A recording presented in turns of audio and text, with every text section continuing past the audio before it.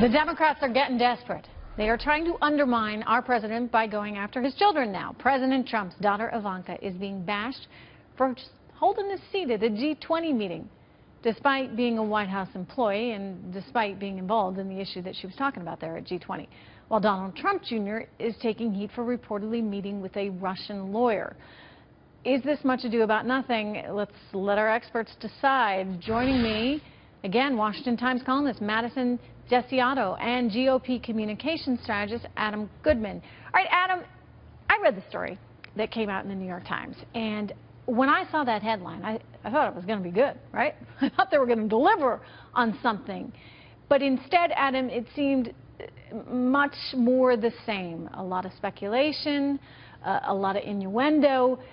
So he had a meeting, Donald Trump Jr. that is, with someone who had what some believe may have been connections to Russia, but none of that entirely has been confirmed. So he took a meeting, and it didn't seem to go so well, and that was the end of it. What is your impression of it, and is he in fact in trouble as a result of this? Well, as a veteran of many campaigns, I can tell you we get information all the time from all sorts of sources to try to, you might say, understand what we're up against. And I think in this particular case, I have two words for it, Trish. Alexandra Chalupa. Alexandra Chalupa was the operative who gave information after conspiring with the Ukrainians up to the ambassador of Ukraine with information she ended up giving the DNC and the Clinton campaign, and then was encouraged to have a meeting or to arrange a meeting between the DNC and Poroshenko, the president of Ukraine. So this is, you know, pot, meat, kettle, right? Mm-hmm. Number one. And number two is, and you're saying both sides do it. If anything, in fact, happened here. It sounds like he may have been willing to take a meeting to possibly get some information in the way of opposition research, in your view? He just said, look, he's already told the Senate committees, Trish, you know, bring it on. You have questions, ask me, you know, what you want to ask me. This is nothing but de rigueur for campaigns. But what is incredible is we're now taking our eye off the very things that the G20 summit, in particular, that is happening right now, needs to be addressing, and that brings in, of course, daughter Ivanka, which was outrageous. Yeah, let's get to that, Madison. So basically, daughter Ivanka sat in for a few moments for her dad, and the media pounced all over it. Walk us through it, and you know, he went out and tweeted, look, if this had been Chelsea Clinton, the media would have been saying Chelsea for president. Is that true in your view? Is there a completely different standard here where she would have been welcomed in that scenario, but Ivanka certainly was not?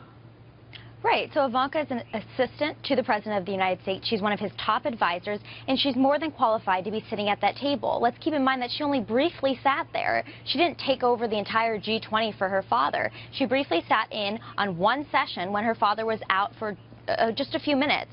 And so I think it's really unacceptable how they're treating her, and they're only treating her this way because she is his daughter. So you really think it would be fine if Chelsea were there? If it was, Hillary Clinton as president, Chelsea's there alongside her, people would say, terrific, it's a mother with her daughter, it's all good. Right. I think if it was Chelsea or even any other man, they would be fine with it.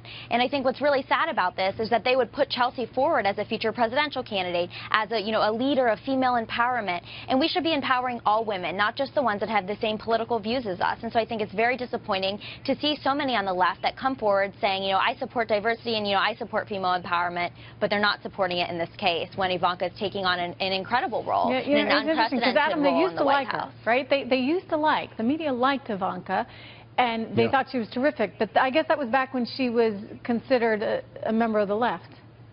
Yeah, I think it's really sad about it is they want her to sit still and be quiet instead of, you know, making a difference. And something she said to Ansley, which I think applies here back on Fox and Friends in June, is it's much easier to criticize than it is to actually dive in and do and affect change and move the ball forward. Adam?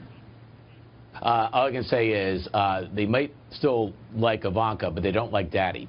And the fact that she led the Women's Economic Entrepreneurs Finance Initiative that could be huge for women across the world in terms of empowerment and leveling the playing field, that's what we're talking about. She's a person of incredible intellect and skill, and I think it's insulting and bordering on gender bias in terms of the media hitting on this. Good to see you guys. Thank you very much.